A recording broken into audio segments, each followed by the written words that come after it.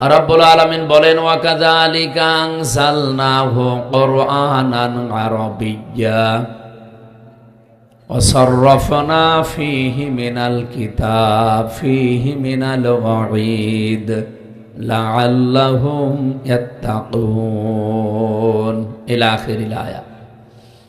আল্লাহ পাক বলেন, ওয়াকাযালিকা আনজালনাহু, এইভাবে করে আমি কোরআনকে নাযিল করেছি, কোরআনে কারীমকে কুরআনান আরাবিয়্যা, আরবি ভাষায়। সাররাফনা ফীহি মিনাল ওয়াঈদ, আর বিশদভাবে আমি নিজে ব্যাখ্যা করেছি এর ভেতরে। মিনাল ওয়াঈদ এ শব্দের বাংলা অর্থ হচ্ছে সতর্কবাণী। কোরআন শরীফে যত সতর্কবাণী আছে আজকে আমরা 5টা শুনবো ইনশাআল্লাহ। কেন শুনবেন? রব্বুল আলামিন বলেন, লাআল্লাকুম তাত্তাকুন, আশা করা যায় তোমরা তাকওয়া অবলম্বন করতে পারবে। তাহলে আল্লাহর এই ধমক বলেন আর সতর্কবাণী বলেন, এগুলো শোনার দ্বারা আমাদের মানব জীবন আমরা যেন সতর্ক হয়ে চলতে পারি। তাকওয়া অর্জনের মাধ্যমে, নিজেদের জীবনকে সংশোধনের মাধ্যমে আগামীর যে বিশাল জগৎ আমাদের সামনে অপেক্ষা করছে, এ জগতে যেন আমরা হায় হতাশ না করি, কান্নাকাটি করতে না হয়, সেই কথাগুলো আজকের তেলাওয়াত কিন্তু আয়াত থেকে আমরা জানার চেষ্টা করব ইনশাআল্লাহ। দরুদ আর সালাম পাঠ করে নিচ্ছে মুহাম্মদুর রাসূলুল্লাহ, যিনি পৃথিবীর 2 নম্বরের নিয়ামত বলা হয় তাকে, রহমত। আমরা অনেকেই কোরআনে কারীম থেকে জানি বা বিভিন্ন জায়গায় শুনেছিও। আমাদের এই সমস্ত এলাকায় এগুলো চলে না। এগুলো ওই যে কুমিল্লা, নোয়াখালী, ব্রাহ্মণবাড়িয়া এই সমস্ত জেলায় বেশি হয়। ওরা আয়াত পড়ে দলিল দেয়, ক্বাদ জাআকুম মিনাল্লাহি নূরুন ওয়া কিতাবুম মুবিন, অবশ্যই আল্লাহর পক্ষ থেকে এসেছে একটা কিতাব আর স্পষ্ট নূর। এই কথার ব্যাখ্যা করতে গিয়ে বহু নামধারী আলেম পর্যন্ত তারা দেখা যায় তারা কোরআন শরীফ বলতে আল্লাহর কিতাবকে মনে করে, আর নূর বলতে তারা এখানে মানুষকে বোঝাতে চায় মুহাম্মদুর রাসূলুল্লাহ। সুতরাং উনি নূরের তৈরি, এই নিয়ে ফতোয়াবাজি করে শেষে দল বেদলে আলাদা হয়ে মারামারি হয়ে মানুষ মার্ডার হয়ে যায়। এখন নবী কিসের তৈরি ওই সম্পর্কে আমাদের কথা না, যার তৈরি হয় হোক। কিন্তু কোরআনে কারিমে আল্লাহ যেহেতু বর্ণনা দিয়েছে, কোরআনের উপরে তো সত্য কিতাবে পৃথিবীতে আর কিছু আছে?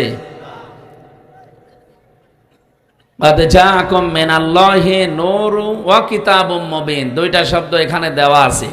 এখন যদি মনে করেন শব্দ তো 2টা, জিনিসও 2টা হবে। শব্দ 1000টা হলেও জিনিস একটা হয়, এরকম জিনিস পৃথিবীতে আছে না? কি আছে বলেন তো? এই যে মাথার যে চুল, শরীরের ভেতরে যত জায়গায় চুল আছে, সব চুলের নাম কি এক?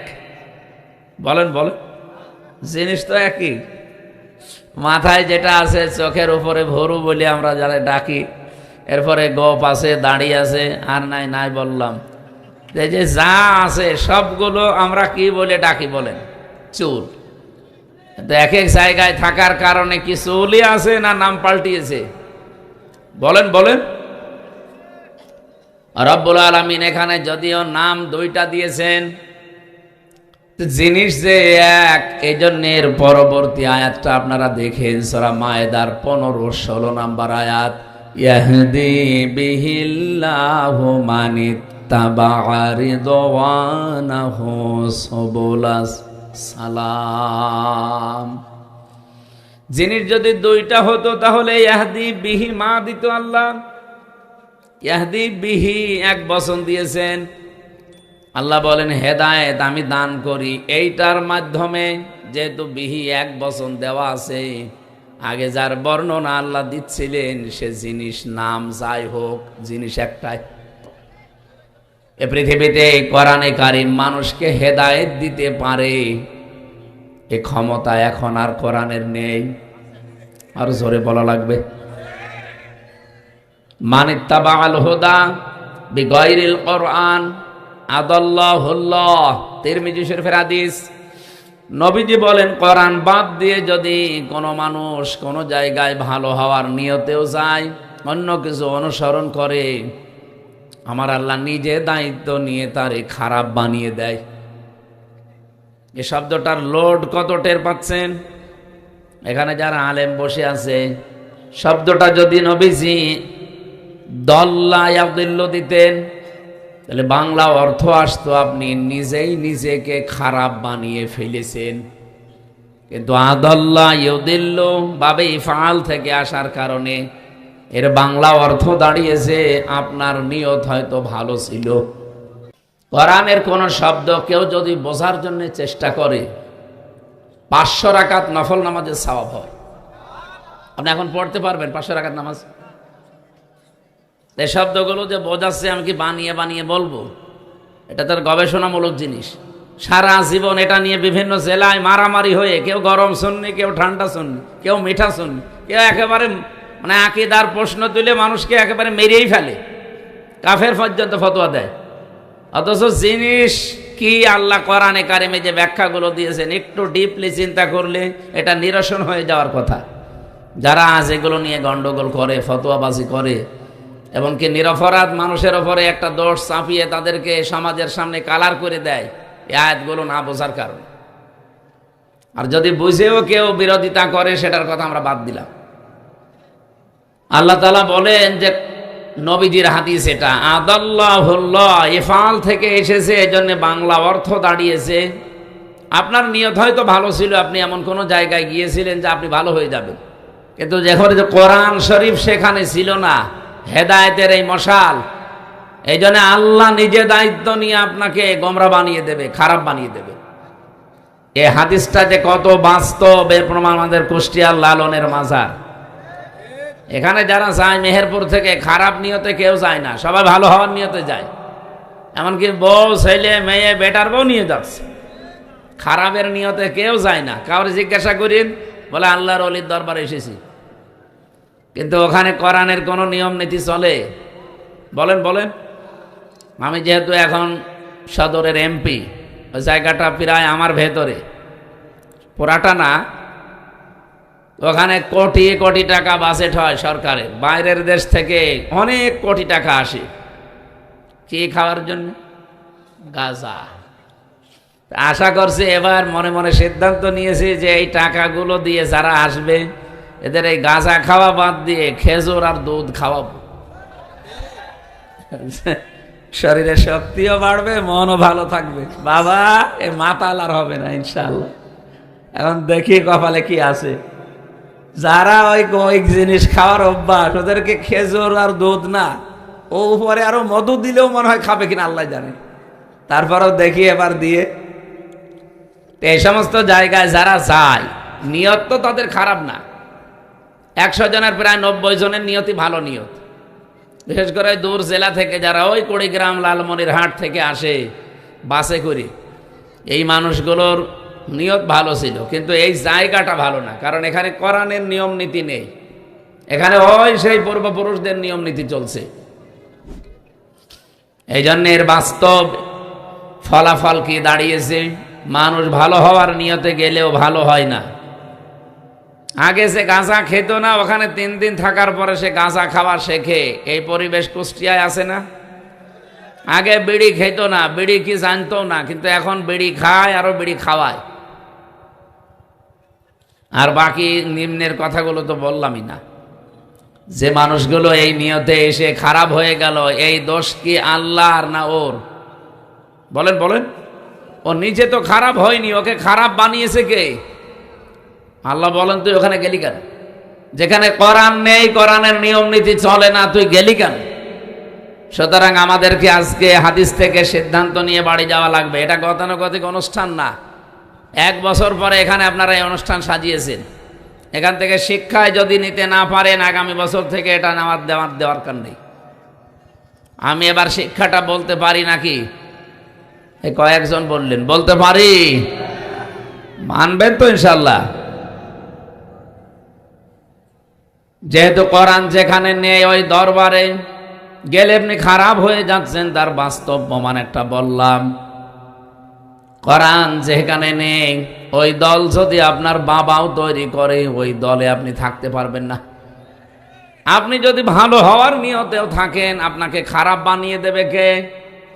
আরো জোরে বলেন। ৭৩টা দল এই দেশে এখন, ৪৯টা রাজনৈতিক দল নিবন্ধিত, বাকিটা বাদ দিলাম। বলেন তো যেই দলে কোরআন নেই, কোরআনের কর্মসূচি নেই, আপনি যত ভালো মানুষ হন না কেন, যদি ওখানে ভালো হওয়ার নিয়তে থাকেন আপনাকে যে কোনো ভাবে খারাপ বানিয়ে দেবে কে? না আমির হামজা বানাবে না, তাহলে দল্লা শব্দ দিত, নিজে খারাপ হয়ে যেত। আশা করছি কথা অর্থ আপনি বুঝে ফেলেছেন। এখন যদি কেউ না বোঝার ভান করে থাকেন একটু হাত তোলেন দেখি। তোলেন তোলেন, কেউ নেই। এ মাহফিল সাকসেস হবে ইনশাল্লাহ। ইয়াহদি বিহিল্লাহ, এইটার দ্বারাই আমি হেদায়েত দান করি। মানিত্তাবা রিদওয়ানাহু সুবুলাস সালাম, যে ব্যক্তির অনুসরণ করে চলবে আমি আল্লাহ তাকে শান্তির পথগুলো একটা একটা করে বলে দেব। এখানে আল্লাহ সাবিল না দিয়ে দিয়েছেন সুবুল। রিদওয়ানাহু সুবুলাস সালাম, তার প্রতি আমি আল্লাহ রাজি হয়ে যাব কোরআনে কারিমের অনুসরণের মাধ্যমে, আর শান্তির যত রাস্তা আছে তাদের জন্য উন্মুক্ত হয়ে যাবে। জোরে বলুন সুবহানাল্লাহ। সুতরাং ওই রসুলের ওপরে দরুদ পড়ছি যে রসুলকে আল্লাহ এই পৃথিবীতে কোরআনে কারিম দিয়ে হেদায়েতের বাণী দিয়ে পাঠিয়ে আমাদের পর্যন্ত অলরেডি হেদায়েতের বাণী এসে গেছে। এরপরেও যদি এখন হেদায়েত কেউ না পায়, এই দোষটা সরাসরি কার? ওই একজন বলছে আল্লাহর। প্রশ্নপত্র হাতে থেকে যদি ফেল করে কেউ, সুতরাং প্রশ্ন আমাদের হাতে আছে। আমরা আজকে আর আল্লাহর যে সতর্ক বাণীগুলো আছে এগুলো দেখতে চাই সামনে, আমরা যেন ফেল না করি। সকলে বলেন আমিন। তেলাওয়াত করেছি সূরা ফাতির, একটা মাত্র আয়াত পড়েছি, এটা সম্ভবত 29 নম্বর আয়াত। আমার মাথার ভেতরে এই আয়াতের যে 3টা পয়েন্ট আছে, এত কথা সাজানো আছে কোরআনে কারিমের আয়াত দিয়ে, আমি আমার হায়াত শেষ হয়ে গেলে ওই আয়াত শেষ হবে না, এত কথা ব্যাখ্যায় লেখা আছে। আজকের আলোচনার বিষয়, আমি কোরআনে কারিম থেকে যে নোটগুলো করেছি তার অন্যতম হচ্ছে 5 প্রকার মানুষকে জান্নাত ডাকতে থাকবে। জোরে বলেন সুবহানাল্লাহ। এই পৃথিবীতে বহু প্রকার মানুষ আছে, মাত্র 5 প্রকার মানুষ দুনিয়াতে যারা আমরা এর ভেতরে আজকে যদি পড়ে যাই, এই মানুষগুলোকে কিয়ামতের দিন জান্নাত ডাকতে থাকবে। কিয়ামতের ময়দানে সর্বপ্রথম হযরতে ইব্রাহিম আলাইহিস সালাম তিনি পোশাক পরা অবস্থায় উঠবেন। মুহাম্মদুর রাসূলুল্লাহ সাল্লাল্লাহু আলাইহি ওয়াসাল্লাম সেজদায় যে পড়ার কথা আমরা জানি, 1 2 3 বছর না 50 বছর একাধারে তিনি সেজদায় পড়ে থাকবেন। রব্বুল আলামিন বলেন, জান্নাতের যে দরজাগুলো আছে সর্বপ্রথম প্রতিটি দরজা ডাক দিতে থাকবে মুহাম্মদুর রাসূলুল্লাহকে। এরপরে নবীদের ভেতরে হযরত ইব্রাহিম আলাইহিস সালামকে, আর সাধারণ চ্যানেলে আমরা মানুষ যারা আছি তাদের ভেতরে ডাক দেবে সর্বপ্রথম হযরতে আবু বকর সিদ্দিক রাদিয়াল্লাহু তাআলা আনহুকে। আমার প্রশ্ন, তিনি কি করেছিলেন? জান্নাতের দরজাগুলো তাকে ডাকতে থাকবে, তিনি কি করলেন দুনিয়ায়? তিনি যে হায়াত পেয়েছিলেন 200-250 বছর, তাও না, আমাদের মতোই হায়াত তার ছিল। এই 60-70 বছরের মতো হায়াত, 63 বছর তিনি বেঁচে ছিলেন, তার জীবন থেকে পেয়েছি। কি এমন কাজ করে গেলেন যে জান্নাত তাকে ডাকতে থাকবে? নবীজি মাঝে মাঝে বলতেন, তাম পৃথিবীর আকাশে যে তারকাগুলো কেউ দেখতে পাও, যদি গণনা শুরু করো হয়তো একদিন গুনতে গুনতে শেষ হয়ে যাবে। হযরতে ওমর জীবনে মুসলমান হওয়ার পরে যে নেকির কাজে আঞ্জাম দিয়েছে, ওমরের নেকি শেষ হবে না। এটা শোনার পরে হযরতে আয়েশা সিদ্দিকা রাদিয়াল্লাহু তাআলা আনহা, নবীজির স্ত্রী, হযরতে আবু বকরের মেয়ে, তিনি একটু মনে মনে আফসোস করলেন যে মনে মনে যে আমার বাবার নামটা বললে একটু ভালো লাগতো। বিশ্বনবী জানিয়েছিলেন, হযরতে আবু বকর আমাকে যে পাহারা দিয়েছিল হেরা গুহার গারে সুরের ভেতরে এক রাত, এখানে একটা রাতে পাহারা দিয়ে যে সওয়াব সে কামাই করেছে, হযরতে ওমরের সারা জীবনের নেকি দিলে ওই এক রাতের নেকির সমান হবে না। হযরতে আবু বকরকে কিয়ামতের দিন যত উম্মত আমরা দুনিয়াতে আছি নবী রাসূল বাদ দিয়ে সব উম্মতের নেকি এক পাল্লায় দিলে আবু বকরের পাল্লা ভারী হয়ে যাবে। এত ফজিলতের কথা আছে আবু বকর সম্পর্কে। হযরতে আবু বকর সিদ্দিক জীবনে যেটা করেছেন তার অন্যতম এই, তিনি কোরআনে কারীমকে একত্রিত করেছিলেন। এই এক জায়গায় করার কারণে কিয়ামত পর্যন্ত যত মানুষ কোরআন পড়বে প্রত্যেকটি সওয়াব আমল নামায় হযরতে আবু বকরের অটোমেটিক চলে যাবে। এজন্য আমরা পড়ে যা পাই উনি এমনিতেই তাই পেয়ে যান। কিয়ামত পর্যন্ত যত মানুষ আমরা দুনিয়াতে আসব, যত নেকি কামাই করতে পারবো আবু বকরের মতো নেকি হবে না। তাহলে আমরা এখান থেকে একটা শিক্ষা অলরেডি পেয়ে গেছি। জীবনে যেই কয়দিন আমরা বেঁচে আছি পৃথিবীতে কোরআন কেন্দ্রিক জীবন চালাতে চাই। এই কথা বলেন না কেন? আমরা কোরআন কেন্দ্রিক জীবন চালাতে চাই। আমি আজকে তাফসীরের ভেতরে আসার সময় দেখছিলাম এই পৃথিবীতে যত কাতার আছে, দুইটা কাতার আল্লাহর কাছে সবচাইতে প্রিয় এবং তিনি ভালোবাসেন দেখলেই। এক নম্বরের কাতারের নাম, যারা নামাজের কাতারে নামাজ পড়ার জন্য যারা কাতার সোজা করে দাঁড়ায়, এই কাতারটা দেখলে আল্লাহ পাক খুশি হন এবং আনন্দ পান। দুই নম্বরের কাতারের নাম হচ্ছে ইন্নাল্লাহা ইউহিব্বুল্লাযীনা ইউকাতিলুনা ফি সাবিলিহি সাফফান কান্নাহুম বুনিয়ানুম মারসুস। অবশ্যই আমি আল্লাহ তাদেরকে বেশি ভালোবাসি, পছন্দ করি তাদেরকে যারা সীসা গলা প্রাচীরের মতো ঐক্যবদ্ধ হয়ে জমিনে দিন কায়েমের জন্য চেষ্টা চালায়। মেহেরপুরবাসী, আয়াতের মাঝখানে যে শব্দগুলো আছে প্রতিটি শব্দ এত গুরুত্বপূর্ণ। ইউহিব্বুল্লাযীনা ইউকাতিলুনা দেওয়ার পরে আল্লাহ যদি ফি সাবিলিহি না দিতেন এই আয়াত পড়তাম না।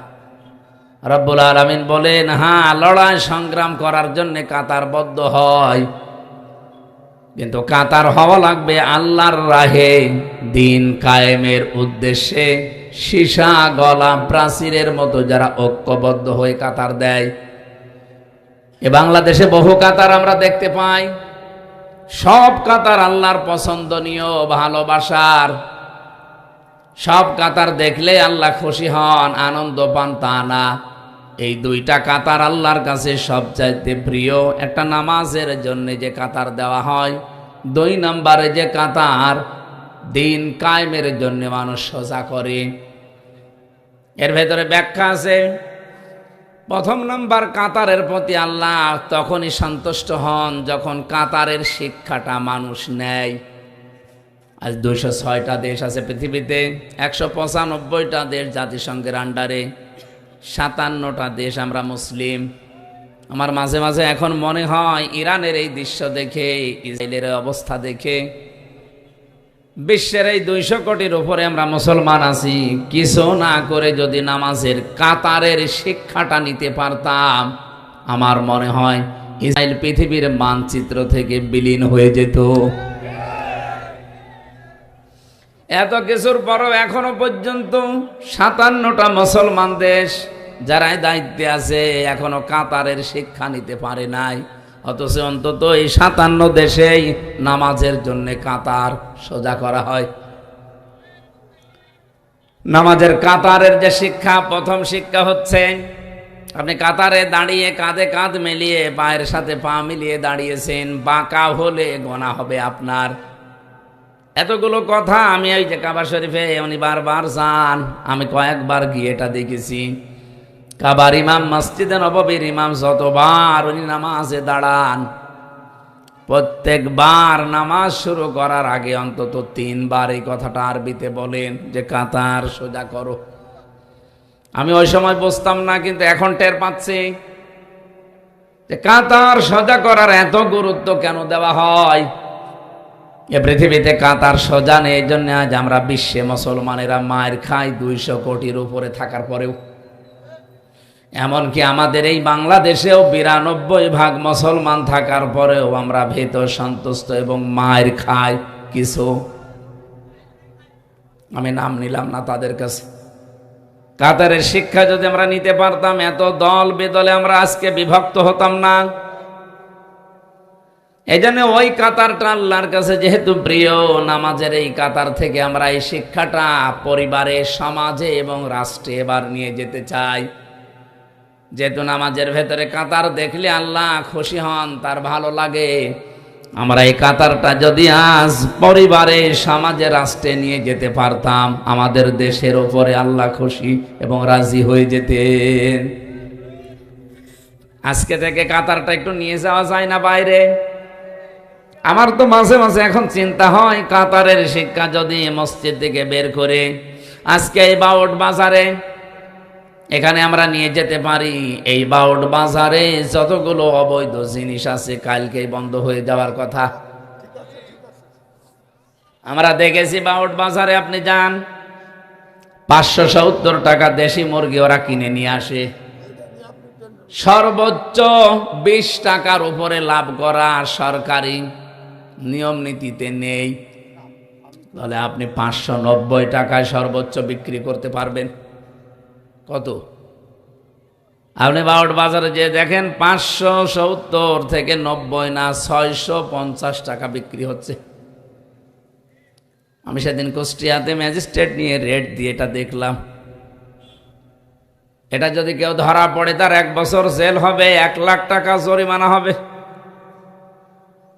নামাজে যেভাবে কাতার সোজা করেছিলেন আল্লাহর একটা বিধান মানার জন্যে, এখানে আল্লাহর একটা বিধান মানা হবে, সেটার নাম সেজদা। নাম কি? আরো জোরে বলেন। এই সেজদার বিধান মানতে গিয়ে কত রকমের নিয়ম নীতি বানানো হয়। প্রতিদিন 5 ওয়াক্ত নামাজে আজান দেওয়া হয়, এর আলাদা মুয়াজ্জিন আছে, খতিব আছে, ইমাম আছে, খাদেম আছে। এই মসজিদটা পরিষ্কার করার জন্যে, রক্ষণাবেক্ষণের জন্যে এলাকার মানুষের দায়িত্বশীল আছে। প্রতি মাসে মাসে কমপক্ষে 30-40 হাজার টাকা খরচ হয় একটা মসজিদ, একেবারে নিম্ন যেটা গ্রাম অঞ্চলে সেইটাও, এতগুলো মানুষ চালাতে।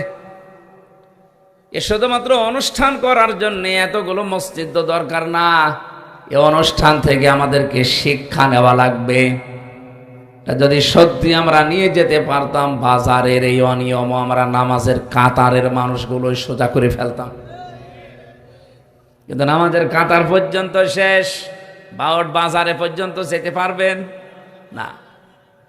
তো এ কাতার দেখে তো আল্লাহর ভালো লাগবে না, এ কাতার দেখে আল্লাহ খুশি হবে না। কারণ কাতারের যে প্রথম শিক্ষাটা, এটাই আমরা নিতে পারলাম না। একটা বিধান পালন করতে যদি এত তীরের মতো সোজা হওয়া লাগে, আল্লাহর এরকম বিধান এখনো পর্যন্ত আছে 499টা।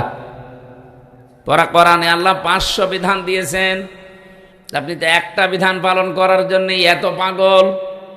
এই 499টা বিধান আপনি পালন করবেন কবে?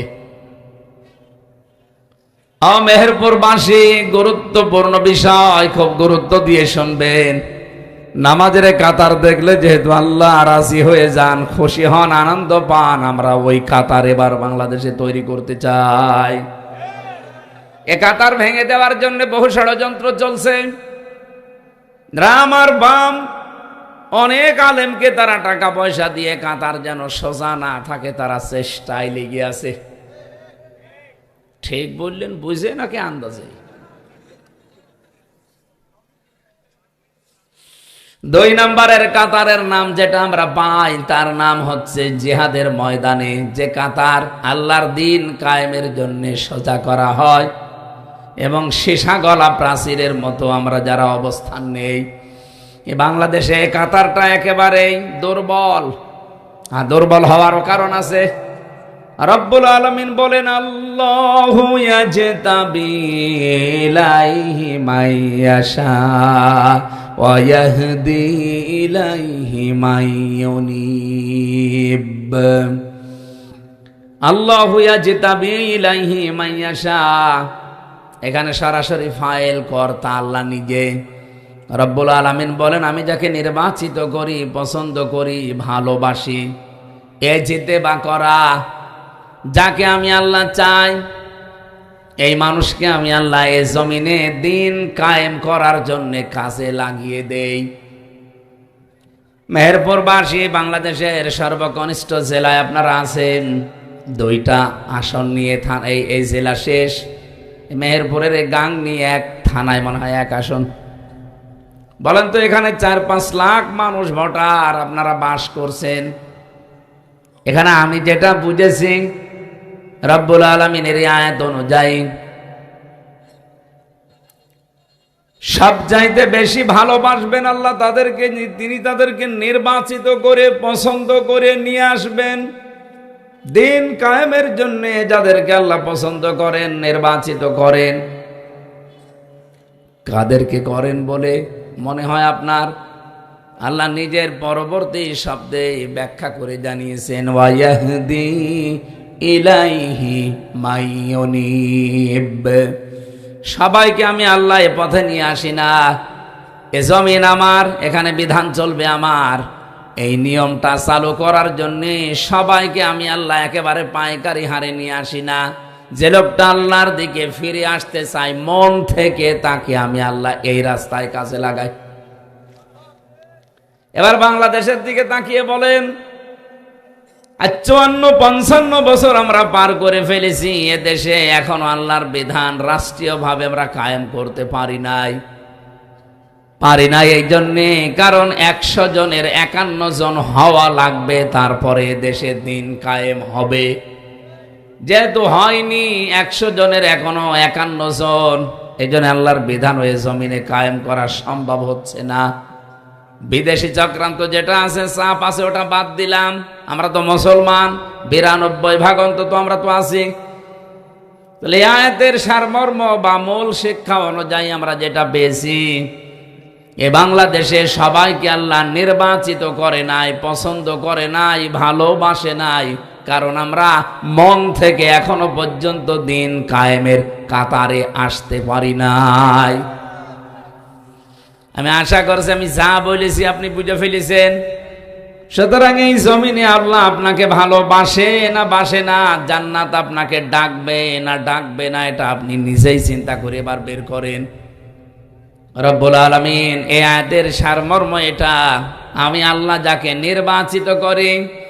এখানে মনে করেন এই 30 জন মানুষ আমরা স্টেজে বসে আছি, এই 30 জনই কিন্তু এ জমিন যার বিধান চালু করবে তার এ লাইনের লোক না। এখানে হয়তো 4-5 জন আমরা দিন কায়েমের পক্ষে অ্যাক্টিভ ভাবে কাজ করি, বাকি আছে যারা ওরা এ জমিন যার বিধান অন্য কারো চলে চলুক, ওটা আমার মাথা ব্যথা নেই, আমি যতটুকু পারছি মানছি তো না।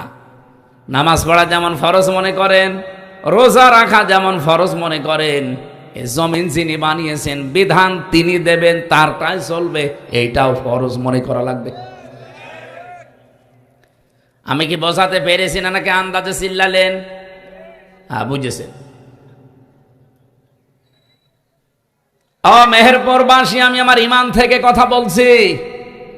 মাস্ট বি, আপনি যতদিন এইটা নিজের ভেতরে নিয়ে আসতে না পারবেন, আর আপনাকে আল্লাহ নিয়ে আসতেও দেবে না। ওয়ায়াহদি ইলাইহি মাইয়ুনিব, যে লোকটা মন থেকে আল্লাহর দিকে ফিরে আসতে চায়, মহান আল্লাহ তাকে দিন কায়েমের খাদেম হিসাবে কাজে লাগিয়ে দেন। তো এই জমিনে তো দিন কায়েমের লোক খুব বেশি না, তাহলে তো ইসলাম কায়েম হয়ে যাওয়ার কথা 55 বছর আগেই। তার মানে আল্লাহর ভালোবাসা মহাব্বতের পাত্র আমরা এখনো পর্যন্ত তার নির্বাচিত হতে পারি নাই, তার বাছাইয়ের ভেতরে আসতে পারি নাই, তার ছাঁটাইয়ের ভেতরে আমরা অনেকে এখনো আছি। আল্লাহর প্রক্রিয়া হচ্ছে, আল্লাহ কাউকে ছাঁটাই করেন, কাউকে বাছাই করেন। এখন আপনি কি আল্লাহর বাছাইয়ের ভেতরে, নির্বাচিত মানুষদের ভেতরে আছেন, নাকি কি অনির্বাচিত হয়ে বসে আছেন? আমার তো মনে হচ্ছে আমরা এখানে যত মানুষ আছি সবাই আল্লাহর নির্বাচিত বান্দাবান্দির ভেতরে নেই, অধিকাংশ আছি অনির্বাচিত এবং অপছন্দনীয় বান্দাবান্দির ভেতরে। আপনার যে মানে আশ্চর্য লাগে না যে আমি না 1000 বছর হায়াত পেলাম, 1000 বছর পরে তোমার মরা লাগবে। আমি সেই কয়দিনই হায়াত পেয়েছিলাম, এই হায়াতের ভেতরে আমার কয়দিন মন থেকে চেষ্টা ছিল যে জমিন যার, এখানে বিধান আমি চালাতে চাই, তার কয়দিন ছিল আপনার মনে? সাহাবায়ে কেরাম যা অমর হয়ে আছেন, ওনারা কি বেশি দিন হায়াত পেয়ে অমর হয়েছেন? ওনারা 200 বছর 500 বছর বেঁচে ছিলেন তা না, আমাদের মতো এই 50 60 70 বছর বাঁচতেন। কিন্তু এখন ওই 1500 বছর পরে তাদের নাম শুনলে রাদিয়াল্লাহু তাআলা আনহু আনহা বলা লাগে, এমনি খেলা করার জন্য না, তারা মন থেকে দিন কায়েমের জন্য আল্লাহর দিকে ফিরে এসেছিলেন। আমি সহ আপনারা সবাই যেন উদ্বুদ্ধ হতে পারি, সবাই বলেন আমিন। ও মেহেরপুরবাসী, পাশের জেলায় বাড়ি, এই জন্য অনেক মায়া নিয়ে কথা বলছি আপনাদেরকে। ফিরে আসেন। আপনি বেঁচে থাকা অবস্থায় যদি আল্লাহর দিন কায়েমের চেষ্টা না করেন, তো আপনি বেঁচে থাকা আর কুকুর বেঁচে থাকা সমান। এটা একটু বেশি হয়ে গেল না? বেশি হয়নি, এটাই ঠিক আছে। আমি 1000 বছর হায়াত পেয়ে বেঁচে থেকে খাবার খেয়ে সন্তানাদি জন্ম দিয়ে বিশাল এলাকার মালিক হয়ে 1000 বছরে ক্ষমতার চেয়ারে থেকে করব কি? আমাকে তো আল্লাহ একটা উদ্দেশ্য নিয়ে জমিনে পাঠিয়েছিলেন। সে উদ্দেশ্যটাই এইটা যে জমিন আমার, এখানে বিধান চালাতে হবে আমার। আমি এখন এটা পারি নাই। 54 বছর চলছে মানুষের নিয়ম নীতি, আমিও শান্তিতে নেই, আমার এলাকাও শান্তিতে নেই। আফগানিস্তানে ছিলাম, আমি দেখেছি এখানে যে মানুষগুলো আল্লাহর বিধানটা কায়েম করে মনে হচ্ছে যে তারা জান্নাতের ভেতরে আছে। আপনি মেহেরপুরের ইসলামী ব্যাংক থেকে 20 লাখ টাকা নিয়ে এই বাউট পর্যন্ত খালি হাতে আসতে পারবেন? আসতে বলেন। আসতে হয়তো পারবেন, মনের ভেতরে কত রকমের চিন্তা আসবে আপনার। কোন জায়গায় হয়তো ছিনতাইকারী আছে, ডাকাত আছে, এমনকি পথের ভেতরে যদি ধরে টাকা দিতে না চান মেরেও ফেলতে পারে। নাকি বেশি বলে ফেললাম? আমি নিজের চোখে দেখা আফগানিস্তানে আল্লাহর বান্দা 20 লক্ষ মনে করেন বাংলাদেশের টাকা এরকম পলিথিনের ভেতরে নিয়েছে। 3 কিলোমিটার দূরে তার বাড়ি ব্যাংক থেকে। লোকটা গাড়ি পায়নি, এজন্য হেঁটে যাচ্ছে, টাকা তুলে মনে হচ্ছে বাজার নিয়ে যাচ্ছে সব টাকা। মনের ভেতরে তার কোনো চিন্তা নেই, কোনো ভয় নেই, একটাই মাত্র ভয় আছে যে আমার আল্লাহ দেখতেছে। বলেন সুবহানাল্লাহ। আমরা এইটা চাই ভাই। আমাদের 56,000 বর্গ মাইল যেদিন এরকম হবে, তখন আমাদেরও অভাব থাকবে না। এই 1628 জন মানুষ আমরা দায়িত্বে আছি এই দেশের। এখন আমি এই ছোট্ট মাথা দিয়ে চিন্তা করে দেখেছি, এই 1628 জন মানুষ যদি সত্যি আমরা হযরতে ওমরের মতো মন তৈরি করতে পারি, হযরতে আবু বকরের মতো মন তৈরি করতে পারি, আল্লাহর কসম এই বাংলাদেশ বিশ্বের বুকে 5 বছর লাগবে না, 2 বছরে দাঁড়িয়ে যাবে। হযরত আবু বকরের সন্তান আব্দুল্লাহ, উনি এসে বলছিলেন, মা আমি পায়েস খেতে চাই। সিদ্দিকে আকবর তার স্ত্রী স্বামীকে এসে বললেন, স্বামী তুমি তো দেশের দায়িত্বে আছো, প্রধানমন্ত্রী, এখন ছেলে পায়েস খেতে চায় কিন্তু ঘরে সেই পরিমাণ আটা বা চাউল নেই। এক কাজ করো, এ মাস তো শেষ হতে এখনো কয়দিন বাকি আছে, বাইতুল মালে দিনই দায়িত্বে আছে, খাজানসি তারে বলো যে আগামী মাসের বেতন যেন দিয়ে দেয়। এই বেতনটা পেলে হয়তো ওই টাকা দিয়ে আমি এখনই রান্না করে দিতে পারতাম। উনি বললেন ঠিক আছে, আমি দেখি চেষ্টা করে। অর্থমন্ত্রী বলা হয়, বাইতুল মালে যিনি দায়িত্বে আছে ডাক দিয়ে বললেন, আমারে আগামী মাসের অগ্রিম বেতন দিয়ে দেন। বাইতুল মালে যিনি আছেন উনি ডাক দিয়ে বলে, খলিফাতুল মুসলিমিন, আপনি আগামী মাস 1 মাস বেঁচে থাকবেন, সেই গ্যারান্টি আপনারে কে দিয়েছে? আগামী 1টা মাস আপনাকে জনগণ ক্ষমতার চেয়ারে রাখবে, এ গ্যারান্টি আপনারে কে দিল?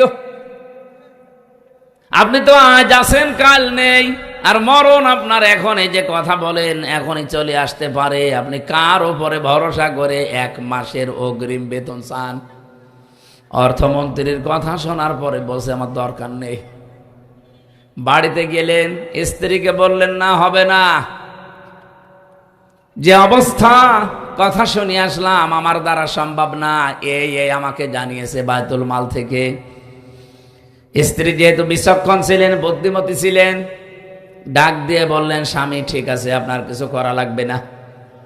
7 দিন পরে মাস শেষ, বেতন পেলেন, রাষ্ট্রের পক্ষ থেকে যে ভাতা দেওয়া হয় এই টাকাটা পেলেন। আমার যেমন ভাতা প্রতি মাসে মাসে 55,000 টাকা আমার সংসার চালানোর জন্য সরকার দেয়। তো বলেন তো, ওনারে টাকা দেওয়ার পরে স্ত্রী যেহেতু 1 মাস এই টাকা দিয়ে সংসার চালাবে, প্রতিদিন যে খরচটা হয় ওই খরচের পরে 1 মুষ্টি করে চাউল তুলে তুলে রাখে। 15 দিন তুলতে তুলতে প্রায় 2 কেজি হয়ে গেছে। এই চাউলটা পাশের বাড়িতে বিক্রি করে ওই টাকা দিয়ে পায়েস বানিয়ে সন্তানকে দিয়েছি, আর স্বামীকে বলে আসেন। উনি খাবার খাওয়ার পরে মিষ্টি মুখ করবে, এটা খাবার সময় বলছে স্ত্রী, আমি তো এই পরিমাণে টাকা অন্তত তোমার হাতে দেইনি, পায়েস পেলি কোথায়? স্ত্রী বলে, স্বামী আমার, আমি কোনো জায়গা থেকে অবৈধভাবে নিয়ে আসি নাই, আপনার দেওয়া টাকা থেকে আমি জমিয়ে জমিয়ে 2 কেজি মতো চাল বাঁচিয়েছি, এটা পাশের বাড়িতে বিক্রি করে সেই টাকা দিয়ে পায়েস বানানো, আপনি খান। আমার মনে হয় এর চাইতে আল্লাহর বন্ধু, আল্লাহর ওলি আর তো বলার অপেক্ষা রাখে না। স্বামী তো খুশি হয়ে যাওয়ার কথা যে কি বউ পেয়েছি আমি। খাবারটা সামনের দিকে ঠেলে দিলেন স্ত্রী, রাখো এটা, চলে গেলেন 1 দৌড় দিয়ে বাইতুল মালে। খাজানসিকে ডাক দিয়ে বললেন, দেখেন, আমারে প্রতি মাসে আপনি 12,000 টাকা মনে করেন বেতন দেন, আগামী মাস থেকে 500 টাকা করে কম দেবেন। 11,500 টাকা দিলে আমার সংসার চলবে, কারণ আমি আজকে 1 মাস চিন্তা করে দেখলাম যে আমার 11,500 টাকা হলেও সংসার চলে, বাকি 500 টাকা থাকলে আমার মনে হয় রাষ্ট্রের জনগণের কাছে লাগবে।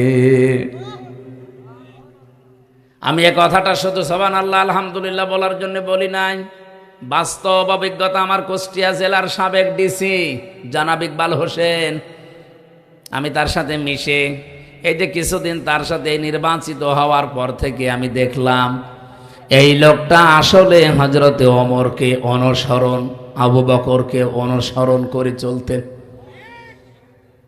আমি দেখেছি এই লোকটা কোনো জায়গায় মিটিংয়ে গেলে যদি চেয়ার একটু ভিআইপি চেয়ার দেখে, সঙ্গে সঙ্গে কর্মকর্তাদেরকে বলে এই অপচয় কেন করলেন? এখানে তো অন্তত প্লাস্টিকের চেয়ার দিলেও আমরা অনুষ্ঠানটা 1-1.5 ঘন্টা করতে পারতাম, যেখানে 150 থেকে 200 টাকা দাম একটা চেয়ারের, সেই জায়গায় চেয়ার নিয়েছেন আপনি এক একটা 70,000 টাকা দিয়ে। এই প্লাস্টিকের চেয়ার কি 200-250 টাকা হবে না? বলেন, আপনি একটা চেয়ার নিয়েছেন আমাদের কুষ্টিয়ার পৌরসভার মেয়রের যে কক্ষে, যদি ওখানে 70টা চেয়ার থাকে, কমপক্ষে এক একটা চেয়ারের দাম 70,000 থেকে 1 লক্ষ টাকা করে, এমন ভিআইপি চেয়ার। মানে আমার সাথে ওই দিন মিটিংয়ে বলছিল, মাওলানা এই কাজটা না করে যদি এই জায়গায় অন্তত চেয়ারগুলো নরমাল দিয়ে এই প্রতি চেয়ার থেকে টাকা বাঁচিয়ে জনগণের পেছনে খরচ করা যেত, দেশটা আরো আগে দাঁড়িয়ে যেত। আমি এই জন্যেই বলেছি, বাংলাদেশে এই 1628 জন মানুষ আমরা যদি সত্যিই অমরের মতো, আবু বকরের মতো বানাতে পারতাম, এ দেশ আমরাও দাঁড় করিয়ে ফেলতে পারতাম। আমরা তো এমনি টার্গেট নিয়ে গিয়ে যাচ্ছিলাম না, এই সমস্ত কারণে। তারপরেও দেখতে পাচ্ছি বিরোধী দলের আমরা ৭৭ জন চা হাতে নিয়েছি, চা করছি। সরকারি দলের লোকজনও এইটা করতে গিয়ে এখন ওদের মনের ভেতরে আমাদের ওপরে রাগ, নিজেও খায় না, খাইতেও দেয় না। কারণ আমরা বলেছি সরকারি কোনো ট্যাক্স ফ্রি গাড়ি আমরা নেব না, কোনো ফ্ল্যাট নেব না, ফ্ল্যাট নেব না, সরকারি যে সুবিধা ওটা আমার দরকার নেই। ওরা চিন্তা করছে বিরোধী দলে থেকে যদি না নেয় তা আমরা সরকারি দলে থেকে নিলে আমরা জবাব দেব কি। ওরাও ঘোষণা দিয়েছে আমরা নেব না। সবাই তো আর আল্লাহর ওলি না। ওদের 213 জনের ভেতরে যদি কয়েকজন বাদ দিয়ে আর 209 জন আছে, এই 209 জনের ভেতরে অলরেডি 3 ভাগ হয়ে গেছে। এক ভাগ বলছে নেব, আর একবার বলছে নেব না, আর মাঝখানের বলছে আল্লাহ যা করে। এরা মুসিবতে আছে। মেহেরপুরবাসী, আমি বড় আফসোস নিয়ে বলছি, এই 1628 জন মানুষ আমি মনে মনে প্রথম দিন শপথ নেওয়ার পরে ভেবেছিলাম যে আমরা এই 77 জন মিলে একেবারে তীরের মতো সোজা করে রাখতে পারবো, কিন্তু দেখছি যে না, বাস্তবতা অত সহজ না। ওনাদের ভেতরে এখন কেউ ভারত প্রেমী, কেউ আমেরিকা প্রেমী, দেশপ্রেমী মানুষ খুবই কম। যাদেরকে চেয়েছিলাম ওই মানুষগুলোকে দায়িত্বই দেয়নি। এমন এমন মানুষ দায়িত্ব পেয়েছে দেশের প্রতি, যে আয়াত পড়ে সূরা নাহলের 91 নাম্বার আয়াত পড়ে কসম করলো, শপথ নিল, সে আয়াতের একটা কথাও এখন তারা দুনিয়ার ফেরে বেপড়ে আর মানতে চায় না। মেহেরপুরবাসী, আমি যে কথা তুলেছিলাম, রব্বুল আলামিন কোরআনে কারিমে পুরা কোরআন শরীফ পড়ে আমি এই সাবজেক্টটা বানিয়েছি। রব্বুল আলামিন 5 প্রকার মানুষকে জান্নাত ডাকতে থাকবে, তার ভেতরে অন্যতম প্রকার যারা দিন কায়েমের জন্য সীসা গলা প্রাচীরের মতো ঐক্যবদ্ধ হয়। আপনি আজকে থেকে যদি সত্যি এই লাইনে আসতে পারেন, আপনাকে জীবনেও আমি ওয়াজ করে নিয়ে আসতে পারবো না। আপনি মন থেকে যদি ফিরে আসতে চান, আল্লাহ পাক কোটি কোটি বান্দা বান্দি থেকে আপনাকে নির্বাচিত করবেন। জোরে বলেন সুবহানাল্লাহ। আর একটা সুসংবাদ আছে আয়াতে, ওয়াজাহিদু ফিল্লাহি হাক্কা জিহাদিহি ওয়াজতাবাকুম ওয়া মা জাআলা আলাইকুম ফিদ্দীনি মিন হারাজ মিল্লাতা আবিকুম ইব্রাহিমা হুয়া সাম্মাকুমুল মুসলিমিন। বলেন আমিন। সূরা হজের ভেতরে এসেছে, তোমরা চেষ্টা চালাবা, প্রচেষ্টা করবা, জিহাদ করবা, জিহাদ করার মতো সংগ্রাম করবা, করার মতো। ওয়াজাহিদু ফিল্লাহি হাক্কা জিহাদি হুয়া জিতাবাকুম, তিনি সে আল্লাহ যিনি তোমাদেরকে নির্বাচিত করেছেন। কোটি কোটি মানুষ এই বাংলাদেশে, 18 কোটির উপরে, সবাইকে আল্লাহ এই সীসা গলা প্রাচীরের মতো দিন কায়েমের জন্য, আল্লাহর বিধান কায়েমের জন্য এই মন দেয়নি। যাদেরকে দিয়েছে এদের উপর যদি কোনো বিপদ আপদ আসে, এই বিপদ আমার আল্লাহ নিজে বলেন আমি দূর করে দেব, থাকতে দেব না। কথা বুঝেছেন আপনারা? এজন্য আমরা যারা সত্যি মন থেকে জমিন যার বিধান চালাবো, তার আমাদের পদ্ধতিতে ভুল থাকতে পারে, কিন্তু ইখলাস যদি আমাদের থাকে, মন থেকে যদি আমরা কাজ করতে পারি, আল্লাহর কসম বিপদ আপদ ষড়যন্ত্র আসবে আমরাও জানি। আমি জেলখানায় 3 বছর একটা দোয়া বেশি বেশি পড়েছি, আল্লাহুম্মা ইন্না নাজআলুকা ফি নুহুরিহিম ওয়া নাউযু বিকা মিন শুরুরিহিম। হে আল্লাহ, তোমার পথে চলতে গিয়ে যে বাধা বিপত্তিগুলো আসে, এগুলো হয়তো আমি কন্ট্রোল করতে পারবো না, আমি মোকাবেলা করাও সম্ভব না। এই যত ষড়যন্ত্র আছে, যত দুর্বিসন্ধি হচ্ছে, সব কিছুর মোকাবেলায় আল্লাহ তোমাকে আমি রাখলাম। জোরে বলেন আমিন। আজ আমাদের এই ছোট্ট বাংলাদেশ নিয়ে যে ষড়যন্ত্র চলছে, এর মোকাবেলায় আমরা কাকে রাখবো বলেন তো? কারণ আমাদের তো সেই ক্ষমতা, সেই শক্তি এখনো হয়ে ওঠেনি, কারণ শয়তানের দলে লোক বেশি থাকে। সবচাইতে বড় বিষয়, আমাদের প্রতিবেশী নামে যারা কলঙ্ক, এটা রেকর্ড হচ্ছে। আমি জানি তারা আমাকে শত্রু ভাববে, ভাবুক। এই পৃথিবীতে যত দেশ আমি ঘুরলাম, প্রত্যেকটা দেশের পাশে মুসলমান দেশ কম বেশি পেলাম, এমনকি খ্রিস্টান দেশ, বৌদ্ধ দেশ, তারাও যদি থাকে তারা বন্ধুত্বের মতো আচরণ করে। আপনি মালয়েশিয়া যান, মালয়েশিয়া আর সিঙ্গাপুরের বর্ডার মাত্র একটা ছোট্ট খাল, অথচ কোনো তার কাটা নেই। পাসপোর্ট দেখাবেন, খাল পার করে আপনাকে ঢুকিয়ে দেবে। যান পাশে থাইল্যান্ড, ওখানে বৌদ্ধরা বেশি বাস করে, কোনো তার কাটা নেই, বিশাল এলাকা। শুধু আপনি যাবেন, পাসপোর্ট দেখিয়ে শেষ করে দেবে, আবার বের হয়ে চলে আসবেন। কিন্তু আমরা এমন একটা প্রতিবেশী পেয়েছি, তার কাটা দিয়ে তো ঘেরা আছেই, মাঝে মাঝেই তার কাটায় মানুষ ঝুলিয়ে রাখে। এ দেশটা না দাঁড়ানোর পেছনে কারণই আমাদের এই প্রতিবেশীরা। এই যে মুক্তিযোদ্ধা রাজাকার, এই যে দ্বন্দ্ব লাগিয়ে রেখেছে আজ 55 বছরে দাদা বাবুরা, আমরা যেন মাজা খাড়া করে দাঁড়াতে না পারি। এর ভেতরে প্রায় 8টা পয়েন্ট আছে। ওরা আমাদেরকে এই 55 বছর এটা ভুলতে দেয়নি। এ রাজাকার মুক্তিযোদ্ধা, আমার মনে হয় এখানে আমরা যারা আছি 100 জনের খুব বেশি হলেও 10 জন পাওয়া যাবে ওই জামানার, বাকি আমরা তো সবই এই জামানার। তাই আমাদের কাছে ওই পুরাতন গল্প বলে এখন আমাদের ভেতরে ডিভাইডেড করে আপনি কি হাসিল করতে চান? পরবর্তী প্রজন্মের ভেতরে এই বিষ বাষ্প যারা ভেতরে ঢুকিয়ে জাতিকে বিভক্ত করে ফায়দা লুটতে চান, তারা দেশেরও শত্রু, মানবতারও শত্রু। আমার উদ্দেশ্য ছিল যেটা বলা, রব্বুল আলামিন এই যে দিন কায়েমের পথে যদি আমরা সত্যি মন থেকে ইখলাসের সাথে টিকে থাকতে পারি, কোনো চিন্তা করবেন না, কোনো ভয় করবেন না। যত বিপদ আপদে আসবে, যত ষড়যন্ত্র আসবে, কোনো বিপদ আল্লাহ স্থায়ী হতে দেবে না, এগুলো সব দূর করে দেবে কে? এই ভরসা আল্লাহর উপরে আমাদের নেই। আরো জোরে বলেন, আছে কিনা? যে 5 প্রকার মানুষকে এই পৃথিবীতে জান্নাত ডাকতে থাকে, তার 1 নম্বরে যেহেতু এরা, আপনি আছেন কিনা এবার ভাবেন। আর আপনি থাকবেন না এ কারণে, কারণ আপনি মন থেকে এখনো আল্লাহর দিকে ফিরে আসেননি।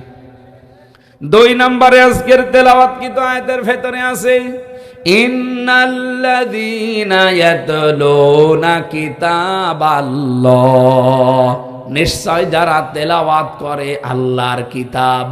কার কিতাব? আরো জোরে বলেন।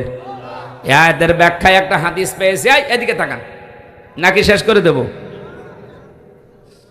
নবীজি বলেন, মান ক্বারাআল কুরআনা ফাস্তাযহারাহু ফাহাল্লা হালালাহু ওয়া হাররামা হারামাহু আদখালাহুল্লাহুল জান্নাহ ওয়া শাফাআহু ফি আশারাতিন মিন আহলি বাইতিহি কুল্লুহুম ক্বাদ ওয়াজাবাত লাহুন নার।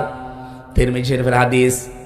আল্লাহর নবী বলেন, যে ব্যক্তি কোরআন শরীফ পড়ে, আরে কোরআনে কারিম পড়ার পর এর হালাল বিষয়গুলো হালাল জানার পরে মেনে নেয়, হারাম বিষয়গুলো হারাম জানার পরে ছেড়ে দেয়।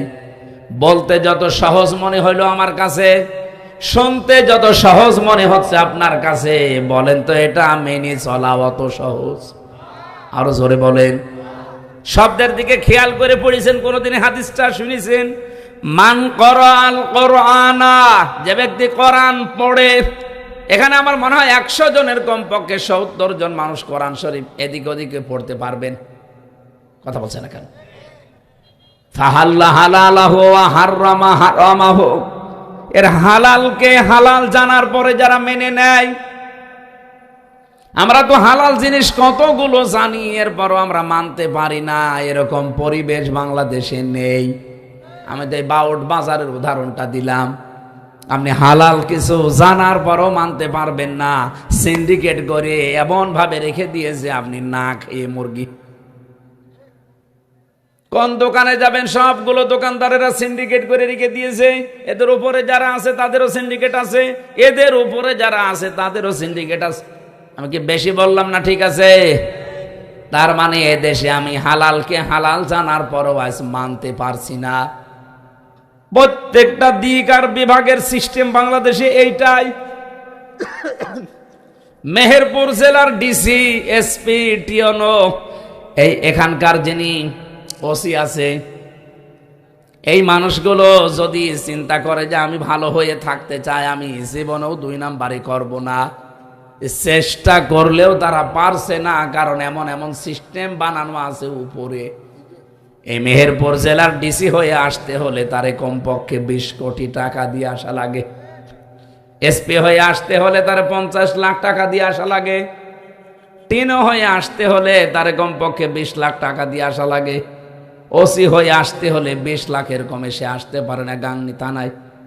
এখন যদি তারে আমি এভাবে ধরে কোরআন শরীফের আয়াত পড়ি, ফু দেই আর দোয়া করি যে ঘুষ খাবেন না, ও আমারে বলবে মাওলানা এই চেয়ারটা পাওয়ার জন্য আমার বাবার 50 লাখ টাকা দেওয়া লেগেছে, ওই টাকা আগে দেন। এই কথা বলছে না কেন? আমি তারা কি জবাব দেব বলেন তো? এখন এই টাকাগুলো যিনি উপরে দিল, এ দোষ তো আর ওনার না, উনি তো ভালো হওয়ার চেষ্টাই করবেন। ওনার বেতন মনে করেন 55,000 টাকা, এই টাকা দিয়েই সে চলার মতো সিস্টেম করবে, কিন্তু ওই টাকা তুলতে হলে তাকে বাম হাতের ইনকাম করা লাগবে। কুষ্টিয়াতে আমি মাদকে হাত দিয়েছিলাম, এটা আবার ছেড়ে দিয়েন না যে হুজুর মদ খায়। মানে মাদক বন্ধ করার জন্য একটা তালিকা করলাম, 27 জনের নাম পেলাম যে এরা সরাসরি জড়িত, এদের দ্বারা এলাকা সব খারাপ হয়ে যাচ্ছে। প্রশাসনকে বললাম যে এই তালিকা একেবারে নির্ভরযোগ্য, আপনারা আরো খোঁজ খবর নেন, ভালো করে খোঁজ খবর নিয়ে আপনারা দেখবেন যদি সত্যি এগুলো অপরাধী হয়ে থাকে আপনারা আইনের আওতায় নিয়ে আসেন। ও আল্লাহ, পরে শুনি ওখান থেকে বাবাজিরা মাল খায়। এখন দোষ তো শুধু বাবাজিদের না, আমারে কয়েকজন বলেই ফেললো এমপি সাহেব করব কি, এমনিতেই নেই না, কারণ এই চেয়ারটা পেতে আমার 20 লাখ টাকা খরচ করে এখানে আসা লেগেছে। আমার যে সরকার বেতন দেবে, আমি তো হয়তো এখানে 1-1.5 বছর 2 বছর থাকতে পারবো। তো শুধুমাত্র ওই 32,000 40,000-এর বেতন দিয়ে তো এত টাকা জীবনে উঠবে না, এই জন্যই এদিক ওদিক করা লাগে। বলেন সুবহানাল্লাহ। নাউজুবিল্লাহ বললেন কেন?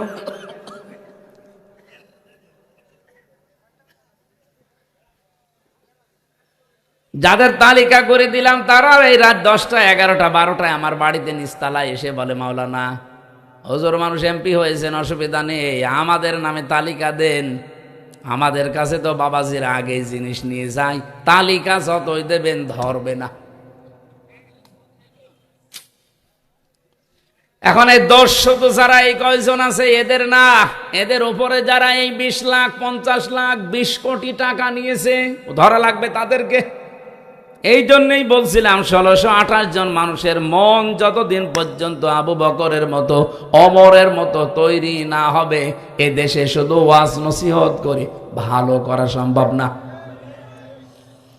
নবীজির হাদিসের ভাষা দেখেছেন, কোরআন যারা পড়ে ফাহাল্লা হালালাহ, ফা দিয়েছেন মাঝখানে, এর হালালকে হালাল জানার পরে যারা মেনে নেয়, ও বাংলার মানুষেরা, যেহেতু হালালকে হালাল আমরা জানি কিন্তু মানতে পারি না, এরকম পরিবেশ নেই।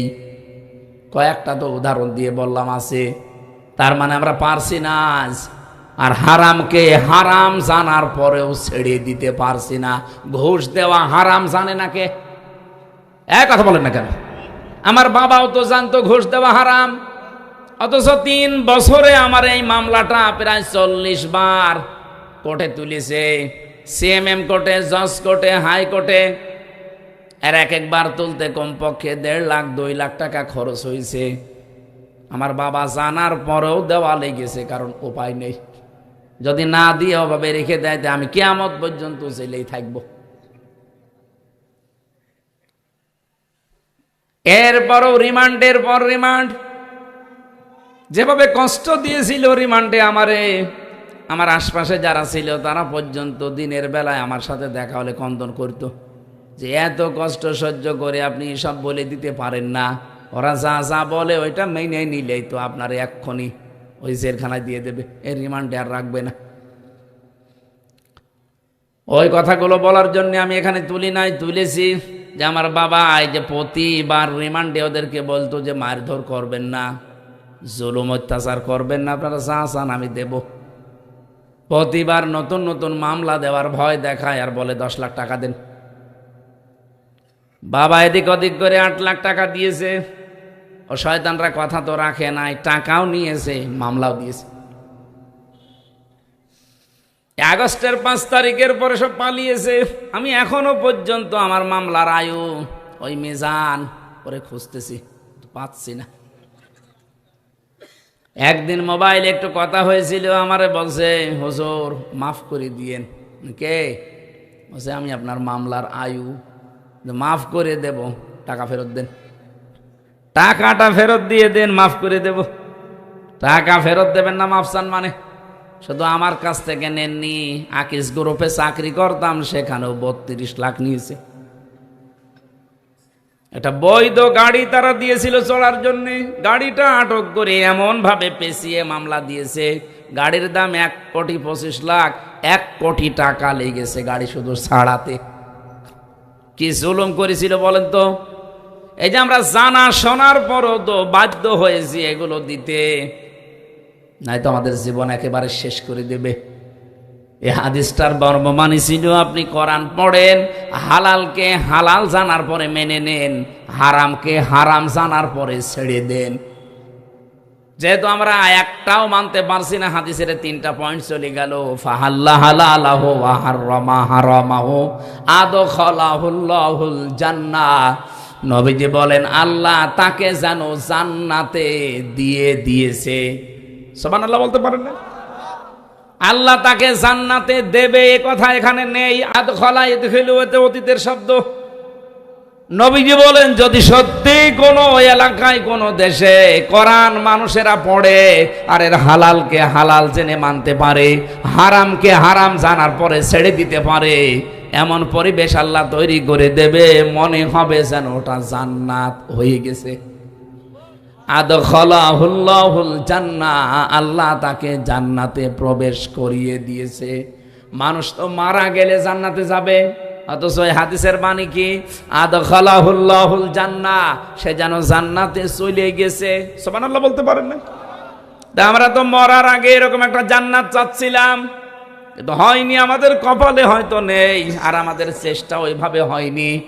আল্লাহ যেন আগামীর পৃথিবীকে এরকম একটা জান্নাত বানিয়ে দেন, বলেন আমিন। নবীজি বলেন এতটুকুই শেষ করিনি, সত্যি যারা এইভাবে কিতাবকে পড়তে পারবে, ওয়াকামুস সালাতা, আর দুনিয়াতে যারা বেঁচে থাকতে নামাজকে কায়েম করার চেষ্টা চালাবে। ও মেহেরপুরবাসী, আমরা অনেকে আছি এখানে শুধু নামাজ পড়েই শেষ করে দেই, কিন্তু নামাজ তো শুধু পড়ার জন্য আল্লাহ দেয়নি, শুধু এক জায়গায় দিয়েছেন যে নামাজ পড়ো। এই পৃথিবীতে নামাজকে দাঁড় করাতে হবে, রাষ্ট্রীয়ভাবে, সামাজিকভাবে, পারিবারিকভাবে, ব্যক্তিগতভাবে নামাজ যেন দাঁড়িয়ে যায়। আজ বাংলাদেশে যে হইচইগুলো চলছে বিভিন্ন জায়গায় যে নিয়োগ দেওয়ার জন্যে, যদি মুসলমানের এই দেশে এই নিয়মটা আমরা করে দিতে পারতাম রাষ্ট্রীয়ভাবে, যে নামাজ কায়েম যারা করবে তারাই বিভিন্ন জায়গায় চাকরিতে পদায়ন হবে, আমার মনে হয় বেনামাজি মানুষকে কেউ ঝাড়ু দাঁড়ু নিত না। রাষ্ট্রীয়ভাবে নামাজের কায়েমের সিস্টেম হয়ে গেলে এই দেশে বেনামাজির জন্য ওয়াজও করা লাগতো না। এজন্য আমরা সর্বাত্মক চেষ্টা চালাচ্ছি যে তোমরা 77 জন মনে হয় পারবো না, কারণ একটা বিল পাস হতে হলে 151 জন লাগবে। বাকি যারা আছে ওরা যদি একটু সাই না দেয় তো আমরা শুধু চিল্লা পাল্লা করেও কিছু হবে না। দোয়া করছি এই অবস্থায় আল্লাহ যেন ওই মানুষগুলোর মনও অন্তত এই দেশে ইসলামের পক্ষে কাজ করার মতো তৈরি করে দেন, বলেন আমিন। বলেন তো নামাজ যদি কায়েম হয়ে যায় সবার ভালো না খারাপ? তখন এই নামাজের জন্য ওয়াজ দেওয়া লাগবে, আপনি বাধ্য হবেন। আর নামাজের সিস্টেম চালু হয়ে গেলে তখন চুরি, এই যে অশ্লীলতা, বেহায়াপনা, পরিবারে যে অশান্তি, পরকীয়া প্রেম, এটা বন্ধ হবে। আজ হাজারো পরিবারে, আমি তো প্রতিদিন, কালকেও একটা বিচার করলাম, লোকটার 2টা বউ, বড় বউকে একটু বেশি দেখাশোনা করে, ছোটটারে নিয়ে ঝামেলায় আছে। ওর মনের ভেতরে প্রশ্ন কি, জিজ্ঞাসা করলাম কি সমস্যা কি। উনি আমারে বলছে এই যে কোরআনের যে নিয়ম নীতি আছে, ইনি একজন আলেম মানুষ, এটা মানে না, ওনারে ভালো করে বুঝিয়ে দেন। ও আল্লাহ, ভালো করে কোরআন হাদিস পড়ে হাত ধরে বুঝিয়ে দিলাম, কানে পড়ে বাড়ি নিয়ে গেল। বউ যাওয়ার পরে শুনলাম বউকে পিটিয়ে হাত মারা করিস। শেষে বউ আবার 999-এ কল দিয়েছে, দিয়ে পুলিশ ডেকে হুজুরকে ধরিয়ে দিয়েছে। এটা হতো না যদি নামাজ সত্যি আমরা কায়েম করতে পারতাম এই দেশে। নামাজের শিক্ষাগুলো তখন আমাদের সামনে আসতো। মেহেরপুরবাসী বহু পরিবারে আমরা দেখতে পাচ্ছি পরকীয়া প্রেমের কারণে স্বামী আর স্ত্রী দুইটা সংসার, বাচ্চাগুলো জাহান্নামের মাঝখানে পড়ে থাকে। একটা রোগ, এই রোগের একটা ঔষধ আছে। যারা এখানে আছেন যে বিয়ের পরে 1-1.5 মাস, 2 মাস, 5 মাস নিজের বউ ভালো লাগে, এরপরে 2 বছর 3 বছর পরে আর নিজের বউ ভালো লাগে না, অন্যের বউ দেখলে কেমন যেন ভালো লাগে। এরকম মানুষ নেই? নিজের বউ প্রথম প্রথম ভালো লাগতো, এই 2-2.5 বছর 5 বছর পরে আর নিজেরটা ভালো লাগছে না, অন্যেরটা দেখলেই কেমন যেন ভালো লাগে। এরকম আছেন কারা? হাত তোলেন তো। নেই, এখানে নেই।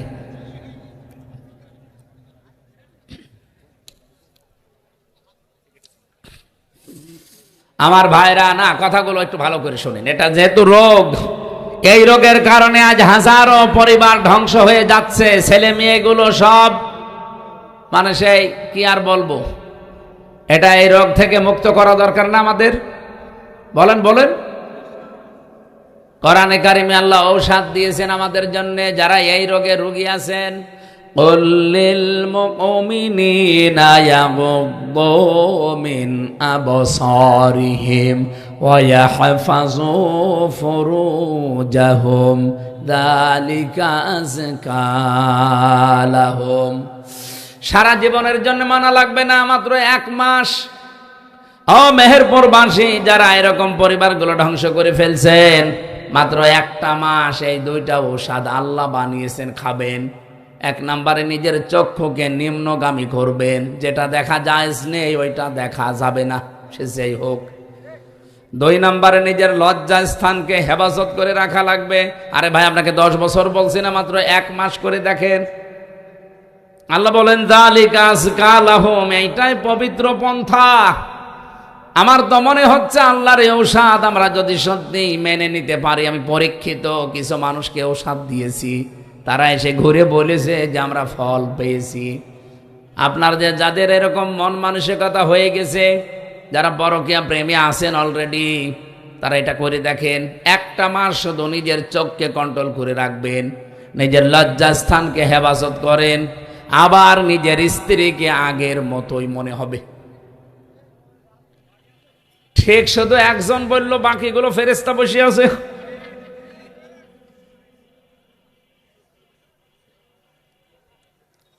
নামাজ আমাদের দেশে কায়েম থাকলে এই পারিবারিক জীবনের যে অবক্ষয়, এটা বন্ধ হয়ে যেত, আমরা বন্ধ করতে পারতাম।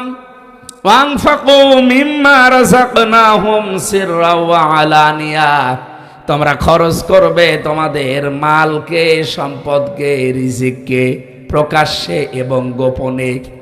এখানে যে রিজিকের শব্দ দেওয়া আছে, রিজিক মানে শুধু খাবার না। ওসি সাহেব যে চেয়ারে বসে আছে ওইটাও রিজিক। আমি এমপি যে চেয়ারে বসে আছি আমার কুষ্টিয়া, এটাও আমার রিজিক। যত মানুষ অসহায় অবস্থায় আসবে, এই চেয়ারটার যে ক্ষমতা এই দেশে সরকার দিয়েছে, এটাকে কাজে লাগিয়ে মানুষের বিপদ আপদ দূর করার সর্বাত্মক চেষ্টা করা, এটার নাম রিজিক। আল্লাহ বলেন এ খরচ করার জন্য যদি প্রকাশ্যে গোপনে মানুষ চেষ্টা চালায়, ইয়ারজুনা তিজারাতাল লান তাবুর, এ মানুষগুলো আশা করতে পারে এমন একটা ব্যবসার, যেই ব্যবসা করলে কোনো ক্ষতি নেই, কোনো লস নেই। জোরে বলেন সুবহানাল্লাহ। 3 নম্বরে পেয়েছি এই পৃথিবীতে ন্যায় বিচার যারা কায়েম করতে পারে, এই মানুষগুলোকে জান্নাত কিয়ামতের দিন ডাকতে থাকবে। 4 নম্বরে পেয়েছি যারা যৌবনে আল্লাহর ইবাদত বন্দেগী করে, এই মানুষগুলোকে কিয়ামতে জান্নাত ডাকতে থাকবে। 5 নম্বরে দুনিয়ার জীবনে যারা অন্যের উপরে দোষ না দিয়ে নিজের উপরে দোষ চাপিয়ে নেয় তাদেরকে ডাকতে থাকবে। সারা বাংলাদেশে এই গোনাটা এত বেশি, মেহেরপুরেও আছে। নিজে অন্যায় করে আর এই অন্যায়টা একটা নিরপরাধ মানুষের উপরে, নিরপরাধ দলের উপরে, নিরপরাধ গোষ্ঠীর উপরে চাপিয়ে তাদেরকে কালার করে দেয়, এমন মানুষ নেই? আরো জোরে বলেন। এটা মেয়েদের ভেতরে একটু বেশি। এটা আর একটা কয়েকটা অর্থ আছে এর। তহমত বলে, বহতান বলে, এই যে চকলখড়ি বলে, এর কথা ওর কাছে লাগানো, ওর কথা ওর কাছে লাগিয়ে সম্পর্ক নষ্ট করে দেয়। এটা এত মারাত্মক অপরাধ আল্লাহর কাছে। যে এলাকায়, যেই দেশে এই অপরাধটা ব্যাপক আকার ধারণ করে, আল্লাহ পাক বলেন আমি আস্তে আস্তে ওখান থেকে আমার রহমতের দরজা বন্ধ করে দেই। সুতরাং আপনাদের উচিত, আমি যেহেতু হেদায়েতমূলক কথা বলছি, এবার এই গণাটা যারা করছেন, এই চকলখড়ি করা, তালাতালি করা, এটা বন্ধ করেন, নয়তো এলাকায় বসবাসের অযোগ্য হয়ে আমরা কিন্তু পড়ব। মুসা আলাইহিস সালামের জামানায় একবার বৃষ্টি বন্ধ ছিল অনেক দিন। চাটিয়াল ময়দানে সবাইকে নিয়ে দোয়া করলেন, আল্লাহ বৃষ্টি দাও। 3 বার দোয়া করার পরে বৃষ্টি হয় না। মুসা নবী তো রাগী নবী, রেগে গেছে। ডাক দিয়ে বলে, রব্বুল আলামিন, এগুলো নয় আমার উম্মত, আমার মায়া লাগে, কিন্তু তোমার তো বান্দা, তোমার মায়া লাগে না। আল্লাহ বলেন মায়া লাগে, কিন্তু বৃষ্টি দেব না। উনি বলছেন না, দেওয়া লাগবে। আল্লাহ বলছেন দিতে পারি, কিন্তু তুমি যাদের নিয়ে মোনাজাত করছিলে এর ভেতরে একজন নামিমা, তালাতালি করা মহিলা আছে, এর কথা ওর কাছে লাগায়, খালি সম্পর্ক নষ্ট করে দেয়। এই মহিলাকে নিয়ে যদি দোয়া করো তুমি, নবীর দোয়াও কবুল হবে না। মুসা নবী বলছে, আল্লাহ তুমি শুধু নাম বলো, দেখো কি করি। আরে ঘাট ধরে বের করে দেয়। আল্লাহ বলছেন না, আমি নিজেই নাম ধরতে কথা বলে পছন্দ করি না, আর এখন আমি নাম ধরলে তুমি সবার ভেতরে অপমান করবা। উনি বলছে, আল্লাহ আমি তো আর আলিমুম বিজাতি সুদূর না, যে মানুষের মনের খবর জানি, তা আমি জানবো কি করে যে অন্যায়টা ও করছে। আল্লাহ পাক বলেন, এই গোনার কথাটা শুধু ওই ময়দানে যে বলবা, যে এই গোনায় আছে সে তাওবা করে, সবাইকে নিয়ে তাওবা করলে সেও তাওবা করবে। উনি চাটিয়াল ময়দানে গেলেন, বললেন আমার উম্মতেরা দোয়া 100 বার করলেও কবুল হবে না। এখানে এমন একজন লোক আছে, এমন একজন মেয়ে লোক আছে যে তালাতালি করে, এর কথা ওর কাছে লাগায়, ওর কথা ওর কাছে লাগিয়ে সম্পর্ক নষ্ট করে, তার জন্য দোয়া কবুল হচ্ছে না। কিন্তু আমি জানি না কে এটা।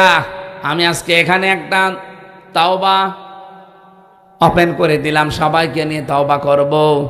এই তাওবা করতে গিয়ে আমার আশা যে সেই মহিলাও তাওবা করবে।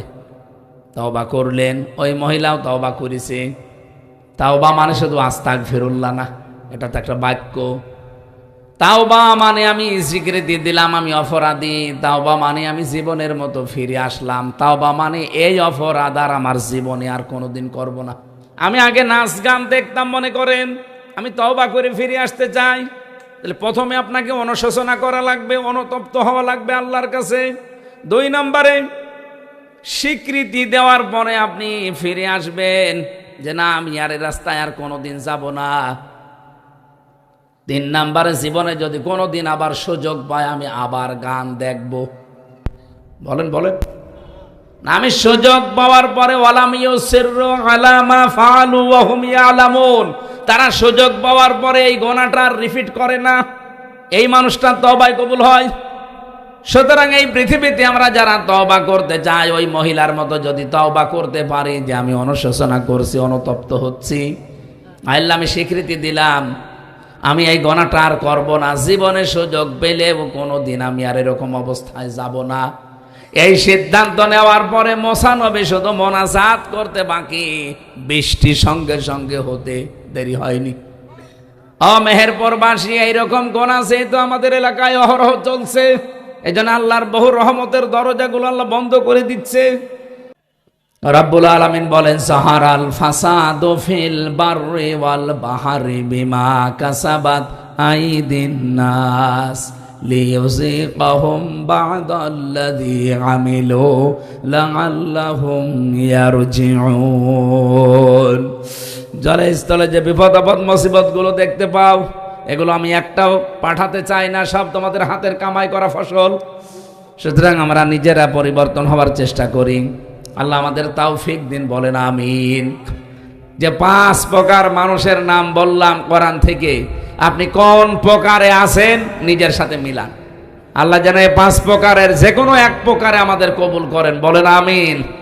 1 নম্বরে যারা দিন কায়েমের জন্য ঐক্যবদ্ধ হয়, 2 নম্বরে যারা কোরআনে কারিম তেলাওয়াত করে, 3 নম্বরে এই জমিনে যারা নামাজ কায়েমের জন্য চেষ্টা চালায়, 4 নম্বরে যারা ন্যায় বিচার কায়েমকারী হয়, 5 নম্বরে যারা যৌবনে ইবাদত করে এবং মানুষের দোষ চর্চা বন্ধ করে। আল্লাহ আমাদেরকে 5 প্রকারের ভেতরে যেন শামিল রাখেন, বলেন আমিন।